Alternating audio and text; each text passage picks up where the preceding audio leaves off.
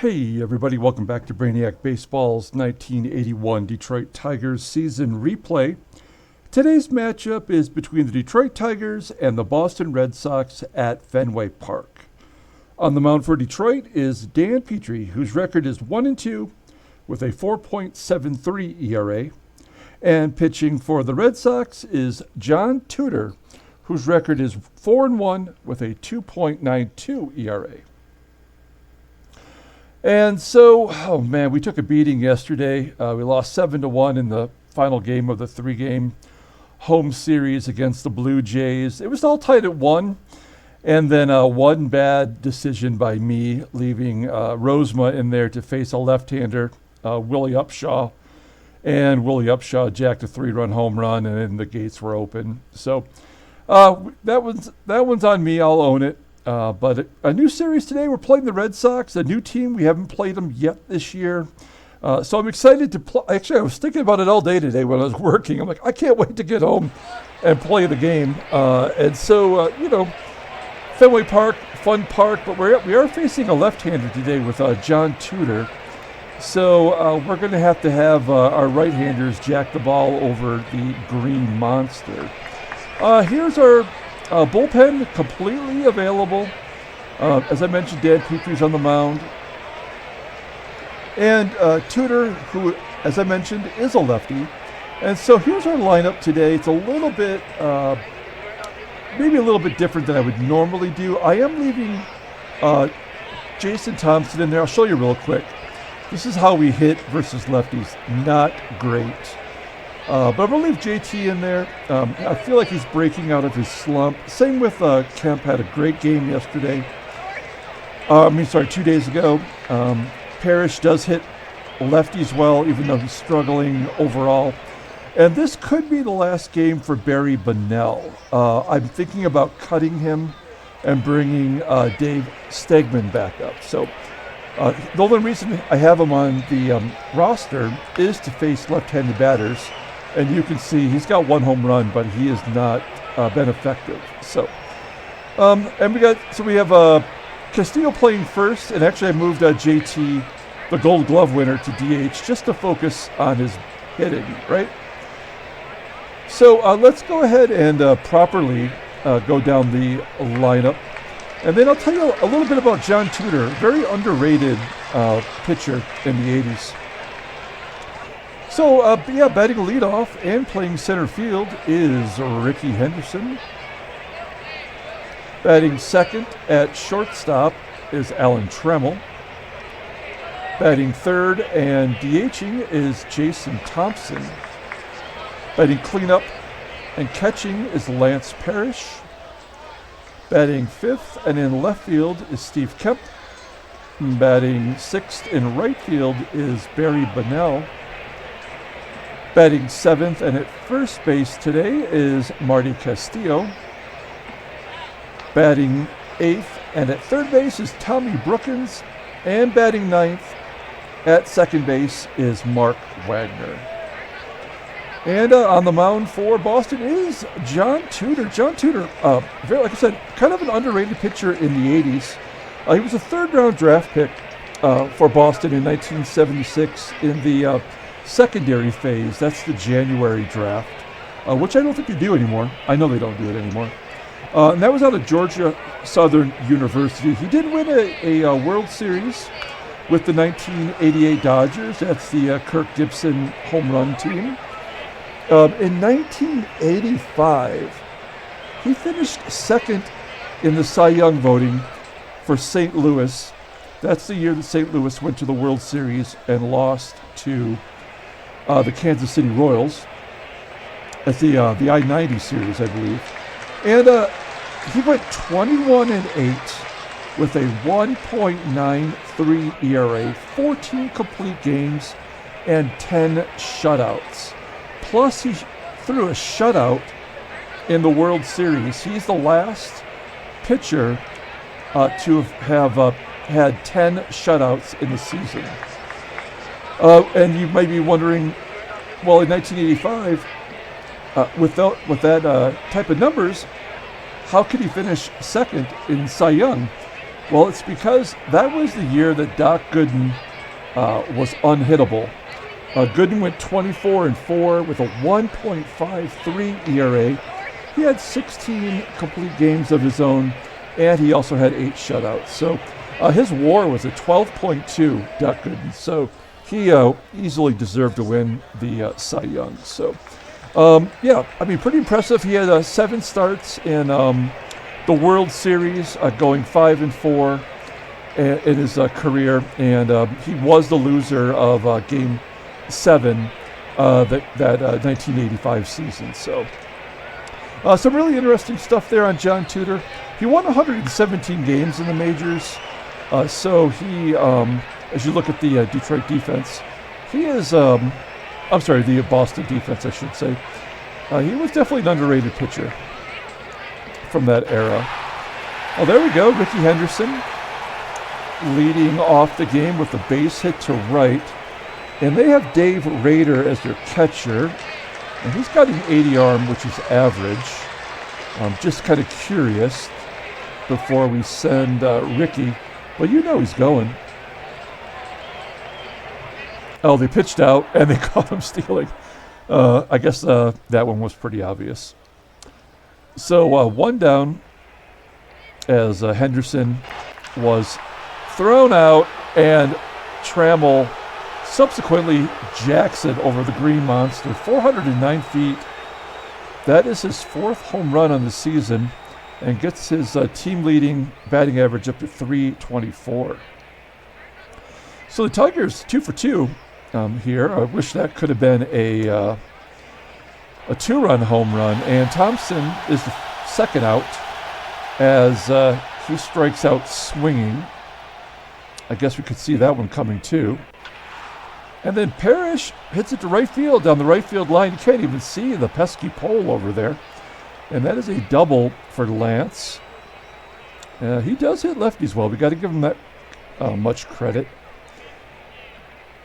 So 2 down, runner at second for Steve Kemp. And Kemp, it drops in. I thought that was going to be caught by the center fielder, but Lynn could not get to it. That's a base hit RBI as Parrish scores, and it's 2-0. I was totally surprised by that.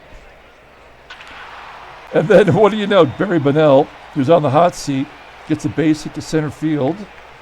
Do we want to send Kemp to third? That's a definite no. Not a Fred Lynn, all-star and Gold Glove winner in center field. So 2 down, here is Marty Castillo. Castillo hits a line drive right at the shortstop, and that's going to do it for Detroit. A lot of hard-hit balls there in the first. Detroit's got a 2-0 lead and 5 hits. It's a good start to the game. Let's go ahead and do the Red Sox lineup. Batting leadoff and playing second base is Marty Barrett. Batting second and at third base is Wade Boggs. Batting third in left field is Hall of Famer Jim Rice. Batting cleanup in center field is Fred Lynn. Batting fifth at first base is Dave Stapleton. Batting sixth in right field is Ivan Calderon. Batting seventh and catching is Dave Rader. Batting eighth at shortstop is Rick Burleson. And batting ninth and DHing is Tom Paquette. And on the mound for Detroit is Dan Petry. He really struggled his last start. As we'll pull it up here real quick, take a look at the game log. He went 5 innings. Oh, I'm sorry. That was right. He did go 5 shutout innings. It was his previous 2 starts that he really struggled. He couldn't get out of the fourth in the last start against the White Sox there. So, but he did get his first win in that 5-inning performance where he did not give up a run. So maybe he's getting it going. His ERA is under 5 now, so I guess that's something, right? And he's going to face Marty Barrett leading off, batting .297, hitting .310 versus righties. And Petry walks his first batter. And just as a reminder, he's got 23 walks and 16 strikeouts, which is terrible, of course, and although a minor improvement over last season. So runner on first for Wade Boggs. Boggs batting .311. Hits a ground ball right to Castillo. And all Castillo can do is step on the bag. So one down, runner at second base. You'll see here, since we have some of the substitutes in, that the right side of our infield is not very good defensively, below average. And Jim Rice just drives it over the center field wall, 443 feet, and the game is tied at 2. That's the 5th home run by Jim Rice. So one down, here's Freddie Lynn. Freddie Lynn base hit up the middle. So back-to-back hits for Boston, still only one out. Here's Dave Stapleton. Stapleton hits a ground ball to Tommy Brookins. Brookins can only go to first. So 2 down, and Ivan Calderon is up. Calderon, only 19 years old. He did come up last year, get 116 at-bats. The Boston team last year was terrible. I think they finished in 5th place in the division. And Calderon hits a fly ball to center, and that'll be the 3rd out. So all tied at 2. Going into the top of the 2nd, Tommy Brookins leading off. And Brookins hits a ground ball to Barrett at second, and he boots it. So we've got Tommy B on first. Mark Wagner up. We are going to do something I don't really like to do. We're going to lay down a bunt with Mark Wagner in there for Sweet Lou. And Wagner lays down a perfect bunt right back to Tudor. Brookins, with his 92 speed, is on second in scoring position for Ricky Henderson. Henderson hits it right back to Tudor. And Brookins was running, and he's thrown out at third. So we've had 2 base running blunders, as we're going to try to steal with Ricky Henderson once again. There we go. There's a successful stolen base for Ricky. So he's 1 out of 2 today. Let's see if Trammell can drive him in. He had a home run in the 1st, and here he grounds out to short, and that's going to do it for the top of the 2nd. So we go to the bottom of the 2nd. Here's Dave Rader. He took over after we traded for Fisk last year, and he crushed it, and he crushed us. He batted .296 overall and almost an 800 OPS. That was way better than what we got out of Fisk on our end, as Rader gets a base hit past Wagner at second.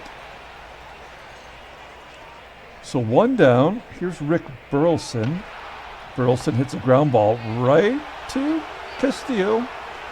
And they're going to get Rader at first. Cannot turn 2. So 1 down, runner at first. Definitely with this poor defensive right side, it's going to be a lot more challenging to get a double play. Burleson steals second base on Parrish, who has just been terrible defensively. So Burleson's on second. It's an 0-1 count to Tom Paquette, their DH, batting 9th. And Petry walks Paquette. Go back to the top of the lineup with Marty Barrett. Doesn't have any power. We're going to pull the outfield in case there's a base hit.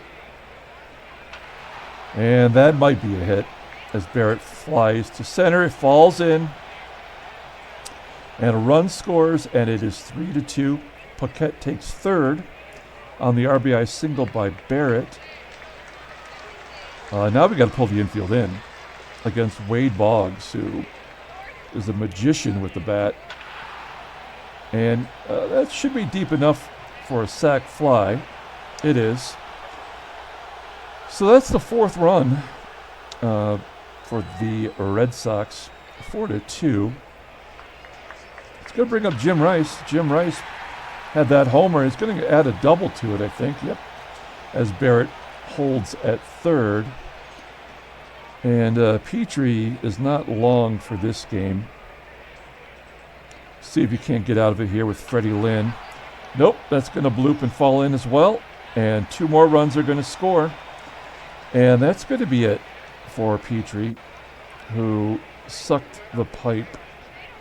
Yeah, I don't know. We do get Bruce Robbins back in 6 days, and I was going to use him to replace Jerry Uger, but now I might just put him in there for Petry. But anyway, so we're going to bring in a righty. We're going to bring in Bob Stanley, and hopefully Stanley can get us 3 or so innings as he's facing his former team and former teammate, Dave Stapleton. It's going to be a ground ball to second, and that's going to get him out of the inning. So they put a 4 spot on the board. 6-2, Boston, as we head to the top of the third. JT leading off. Oh, I thought that was going to be a hit for him, but instead it's a line drive right to first. And with Tudor on the mound, already being down 4, yeah, there's a strikeout by Parrish. I don't give us much of a chance. Kemp hits a ground ball to short. And that's going to do it for the Tigers, a 1-2-3 inning. I did notice that Tudor's at 63 pitches. So we'll see if that plays a part. As Ivan Calderon grounds out to Trammell. So 1 down. Here's Dave Rader grounding out to third. 2 down. And we have Rick Burleson up. And Stanley strikes out Burleson. A 1-2-3 inning as they go down in order. And we go to the top of the 4th. Barry Bonnell leading off. And he's 2 for 2 on the day. So, yeah, we threaten the job. And he starts swinging a hot bat. And then Castillo follows that up with a ground ball right to first. Stapleton, a great defender, turns 2. And that's going to be a double play as Brookins walks. Brookins, second time on the base pass today. And, I mean, there's no point in trying to get into scoring position. We could chip away. We're going to let Wagner swing away. And Wagner, who sacrificed in his first at-bat, flies out to second base. So we go to the bottom of the 4th. Tom Paquette leading off. We got a couple lefties this inning, but Bob Stanley's humming along. Oh, there's a walk. Walk the number 9 hitter. So runner on first. Here is Marty Barrett. And Barrett's going to get a base hit to left. Paquette takes third. And now we've got to face the lefty Wade Boggs. I guess we're going to keep the infield back. Try to turn 2. Oh, that's going to be off the wall, off the green monster. That's a double. Another run scores. It is 7-2 Boston. And this game is about to be completely out of hand here with Jim Rice. Nobody out. Runners at second. That's another ball falling in. It's going to drive in 2. It is 9-2. We are getting our asses handed to us. I mean, may as well keep Bob Stanley in there. As Lynn's going to do us a favor, fly out to right. So 1 down. Here is Dave Stapleton. And is that going to fall into? Oh, there we go. That one is going to be caught by the right fielder, Barry Bonnell. So with 2 down, here's Ivan Calderon. And he hits a high fly ball to center field. That'll be the 3rd out. So they get another 3 runs on the board. It is 9-2. So the Tigers lead off the 5th with Henderson. Henderson walks. So runner on first. Let's try to hit and run. Let's see if that works. Oh, well, we got the hit part right as Tudor drills Trammell right in the elbow. And it's first and second. Still nobody out. Shoot, I almost want to pull JT out of here. But he does have a good eye.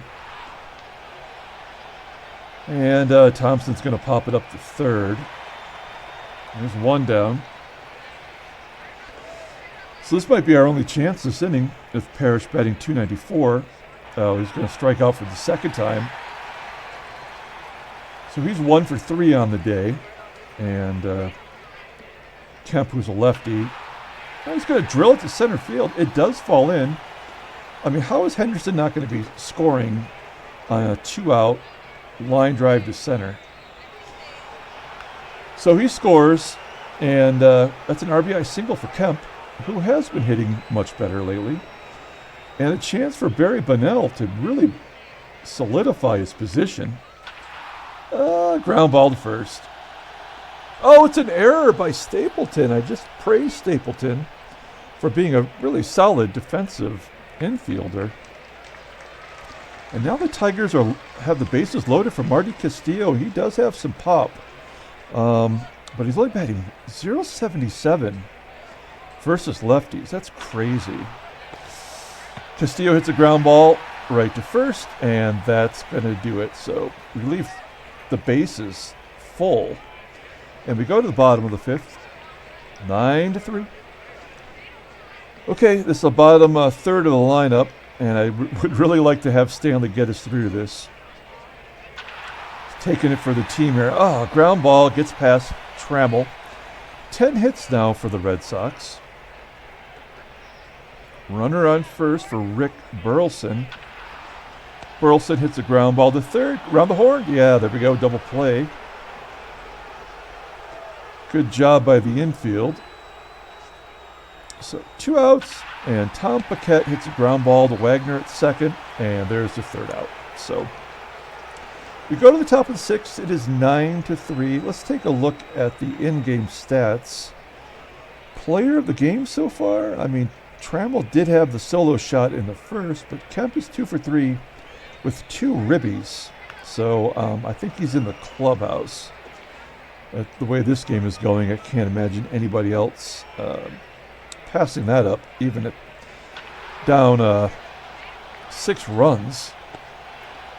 A pretty good shot there by Brookins, leading off the top of the sixth. Caught right at the wall. That is 1 down. Mark Wagner. Wagner's 0 for 5 with a walk against Tudor. And he pops out to third. That is a great defensive infield there. 90s all around.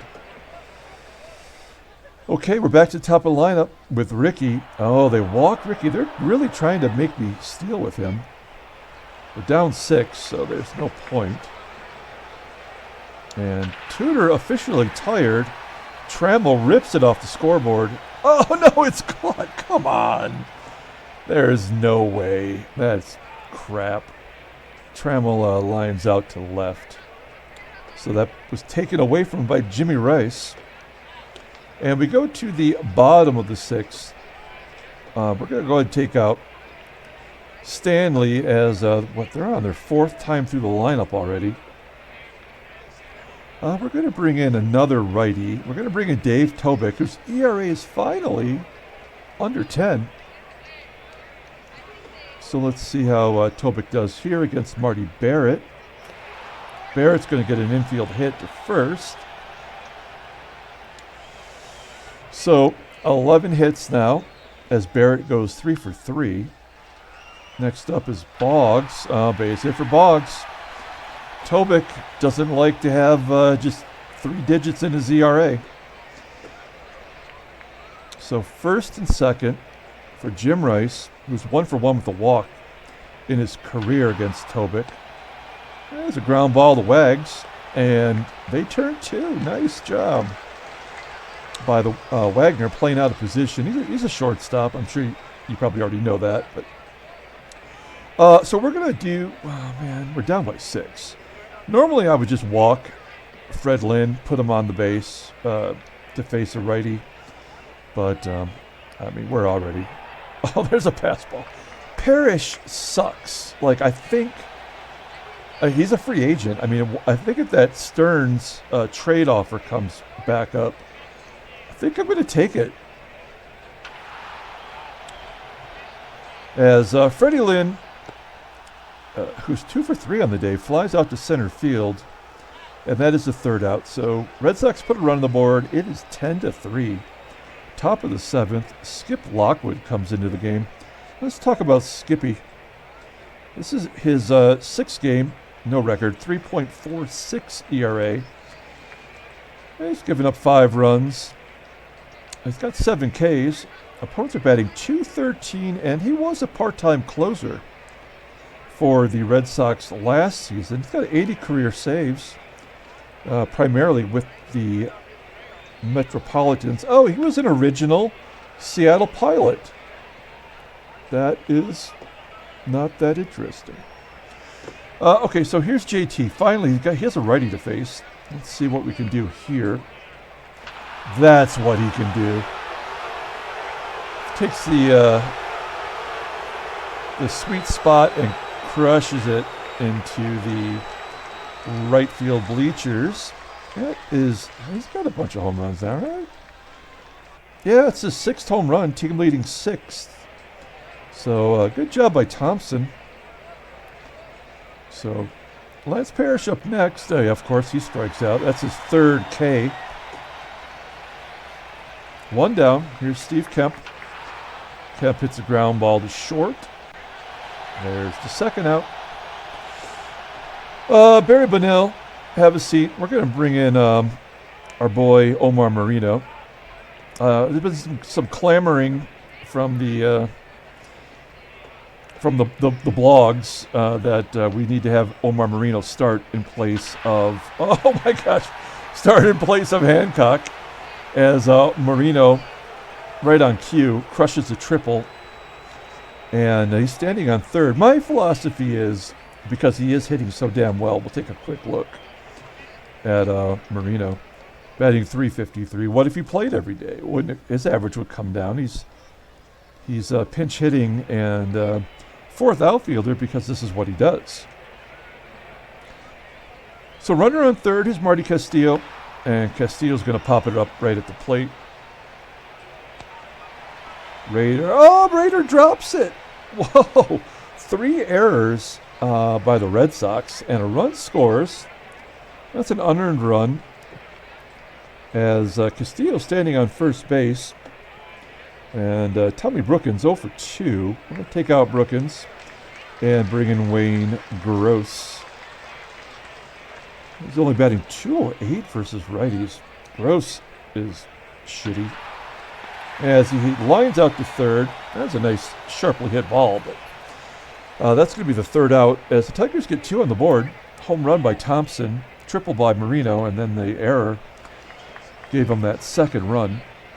Okay, Tobic.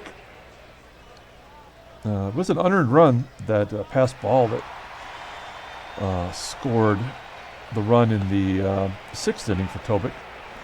As Stapleton pops out, it's 1 down. Ivan Calderon, ground ball to Gross in there at 3rd now. There's 2 outs.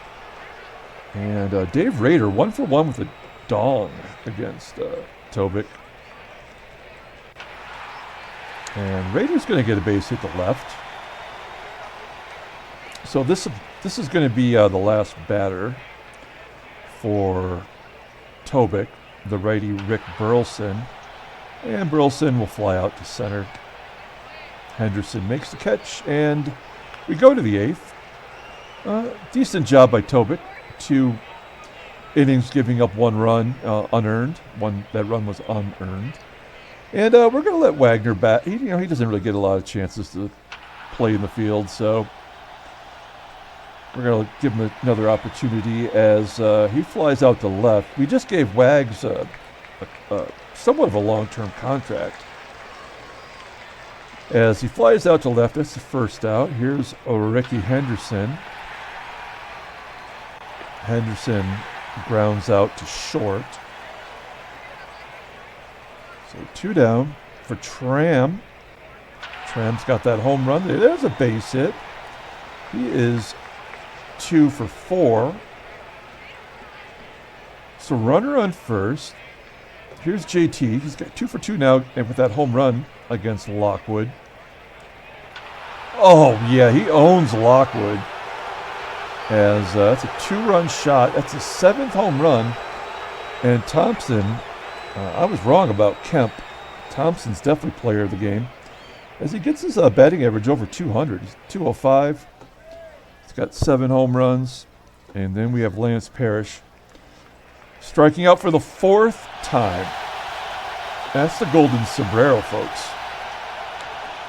And, wow, we're closing in. This is what the game does. It teases you. As it's 10-7. That's going to do it for Tobic. We're going to bring in Keith Comstock, who has had mixed results lately. Take a look at his game log. Take a look at his log. Yeah, he couldn't even get an out in his last appearance against Toronto. Look at that, 3 games against the Sox and 4 against Toronto. But he has only given up 2 runs, 9 hits, 6 Ks and 7 innings pitched. So let's see what he does here against the lefty Tom Poquette, and leading off the bottom of the 8th. That's a ground ball, gets right past Castillo at first, and an easy double. So defense not really helping out today. So runner on second for Marty Barrett. Barrett 3 for 4 now as he flies out to center. And can you get Wade Boggs? Keep in mind, Wade Boggs wasn't even in the major leagues yet. So this is a manufactured card by Jeremy DeJong, which looks awesome. Fantastic job there. But you'll see not technically, but in this game, his rookie year was last year. He batted .323 as a rook, and he's batting .321 this year overall. Oh, there's an infield single to third, and it's first and third. The 2 lefties get on base, and Comstock gets the righty out. So we do have Jimmy Rice, who's the righty, batting .133 versus lefties. What? And then we have the lefty Lynn up next. There we go. Wow. Comstock, reverse lefty. He gets the lefties get hits, and the righties strike out. So 2 down for Freddie Lynn, and Lynn's going to pop it up to first, and Castillo makes the play. So we go to the top of the 9th. This is it. Oh, they're bringing in Eck. I couldn't find a good card for Eckersley to represent the season, but this is what his card looked like. He has the Prince Valiant haircut. That is like a Darth Vader helmet right there. And he's a tough dude. He was the other closer, I guess, last season, sharing the duties with Skip Lockwood, but he is the closer this year. And this is one of those situations within 3 runs. Kemp's going to hit a lazy fly ball to right. That is the first out. Here's Omar Marino, bucking for an everyday job. Oh, there's a base hit to right. It gets down, and we're going to give him 2. Bam! Oh, no, come on.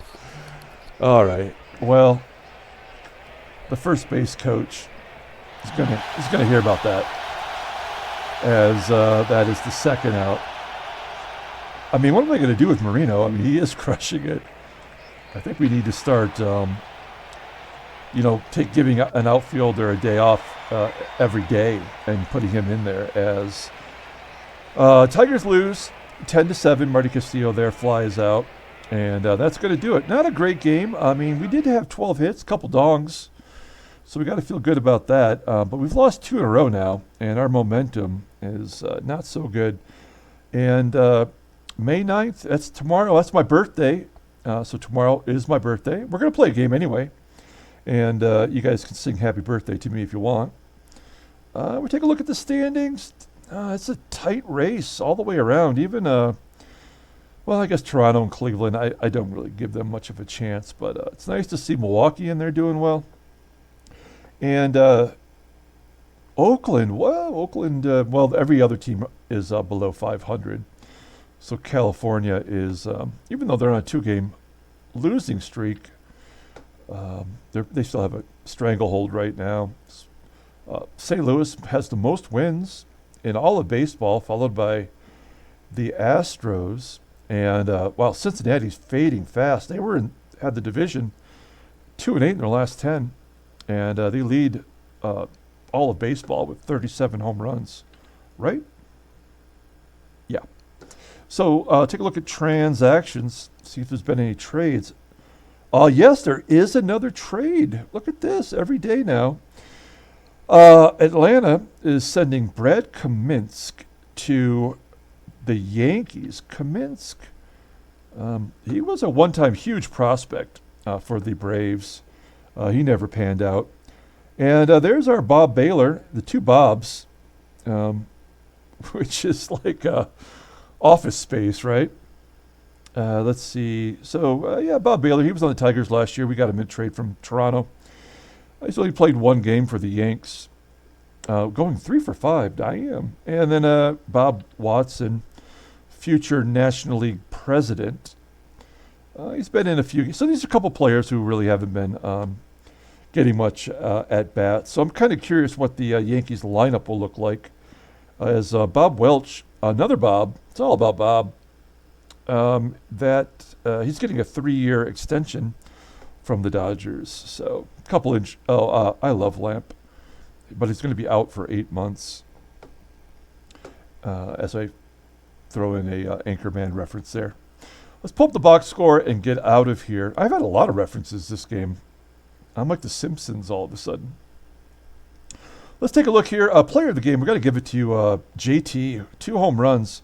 That's going to give him 6th player of the games this year, and that is the most on the team. He really hung in there versus the lefties and took his shots when the righty came in. So good job by him. Caught stealing by Henderson. Petry, 1 2/3 innings, gave up 6. Bob Stanley took it for the team, went going 3 1/3. And, relievers, Tobic, under 9 now, and Comstock. Taking a look at Jawn Tuda going 5-1, and Eckersley getting his 4th save. Jimmy Rice-A-Roni has got his 5th home run of the year. So that's going to do it, and I don't know where my thing is at. Where's my, there it is right there. That's going to do it. We'll be back tomorrow with game 2 of the series. Everyone, have a great day.